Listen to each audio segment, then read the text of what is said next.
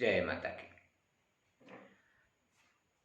आप सभी का एक बार फिर से स्वागत है हमारे चैनल में। सबसे पहले 2 गज की दूरी, मास्क है जरूरी, इसका पालन अवश्य करें। धीरे धीरे ये महामारी अपने उतार पे चल रहा है, फिर भी असावधानी नहीं बरतनी है। सावधानी अति आवश्यक है। इसके बाद आते हैं आज के मूल चर्चा पे। आज के चर्चा में मैं आपको बताने वाला हूं 6 जून 2021 को पड़ने वाले अपरा या अचला एकादशी के विषय में।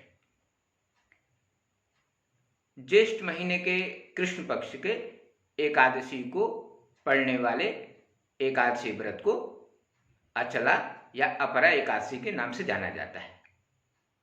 जैसा इसका नाम ही स्पष्ट है, ये आपको अपार और अचल सफलताएं देने वाला व्रत है।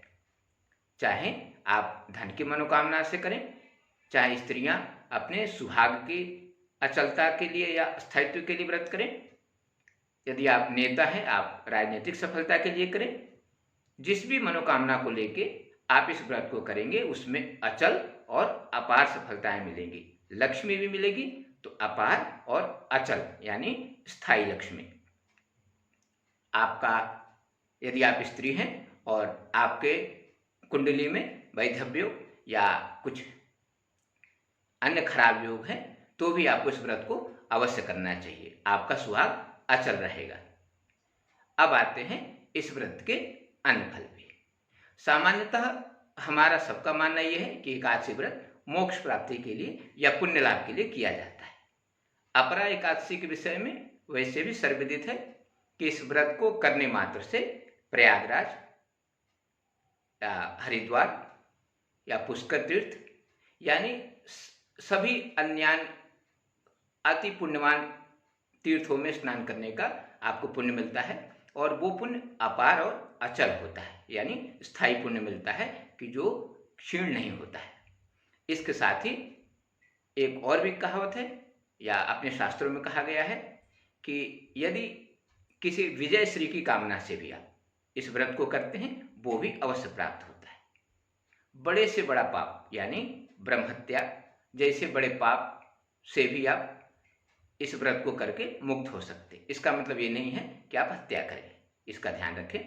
शास्त्रों में कहा गया है कि ब्रह्महत्या जैसे पाप से भी ये अपरा एकादशी आपको मुक्त कर सकती है और मोक्ष प्रदान कर सकती है।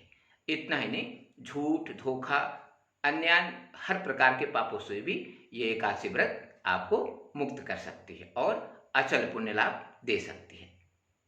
इसके साथ ही एक बात और ध्यान रखिए कि इस एकादशी को करने से आपके शिक्षा, स्वास्थ्य, परिवार की खुशियां, इनमें सब में भी अपार वृद्धि हो सकती है। एक बार और आप ध्यान दीजिए, यदि स्त्री किसी भी कामना से इस व्रत को करती है तो उसका सुहाग अचल और अन्य परिवार की सारी खुशियां अचल, अमर और अमिट रहती हैं, लगभग अमिट रहती हैं।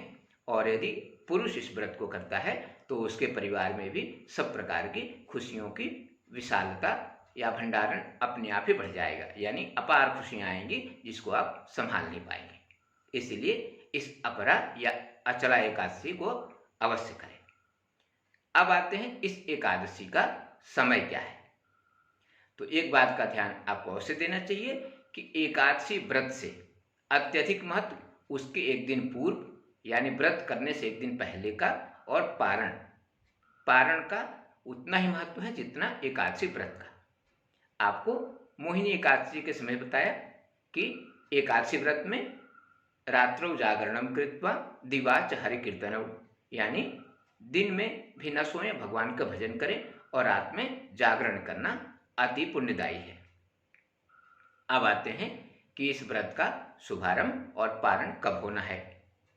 पंचांग भेद से कुछ अन्य समय हो सकते हैं, लेकिन मध्य भारत में इस व्रत का शुभारंभ 5 तारीख को हो जाएगा, यानी 5 तारीख को भी आपको शाकाहारी भोजन का एक बार यदि ग्रहण करें तो ज़्यादा अच्छा है। इसमें मसूर की दाल वगैरह या सरसों के तेल का प्रयोग नहीं करना चाहिए। ये व्रत के एक दिन पूर्व का बताया। एक दिन पूर्व भी यदि चावल से बने वस्तुएं न खाएं तो बहुत अच्छा है। और एकादशी व्रत 6 तारीख को है, जो लगभग सर्वमान्य है। इसके बाद आता है पारण। पारण 7 तारीख को सूर्योदय से लेके, मतांतर हो सकता है पंचांगों में, कुछ पंचांग भेद हो सकते हैं, लेकिन मध्य भारत में 9:26 तक, सूर्योदय लगभग 5:26 पे होगा। इसके बाद से लेके और 9:26 के पहले आपको पारण कर लेना चाहिए, ये अति उत्तम समय है। इसके बाद पारण का कोई महत्व नहीं है और आपके पूर्णतः आपको नहीं मिलेंगे। अब आप एक बात और ध्यान रखें, यदि एकादशी आप व्रत नहीं कर पा रहे हैं तो कम से कम एकादशी को चावल या चावल से बने वस्तुओं का, जैसे लाई, पोहा आदि का उपयोग बिल्कुल नहीं करें। वैसे भी आप उस दिन शुद्ध घी का दीपक लगाकर यदि भगवान विष्णु का पूजन करते हैं या करती हैं तो अपरा एकादशी का आंशिक पुण्य लाभ आपको स्वयं ही मिल जाएगा। तो यदि आप व्रत नहीं भी कर सकते हैं तो प्रयत्न करिए कि शुद्धता के साथ एकादशी का दिन गुजारा जाए। संभव हो सके तो इस अपरा या अचला एकादशी को अवश्य करिए। आपको जो भी मिलेगा वो अपार और अचल मिलेगा, चाहे वो पुण्य लाभ हो, धन लाभ हो, ऐश्वर्य लाभ हो या सुहाग की रक्षा हो।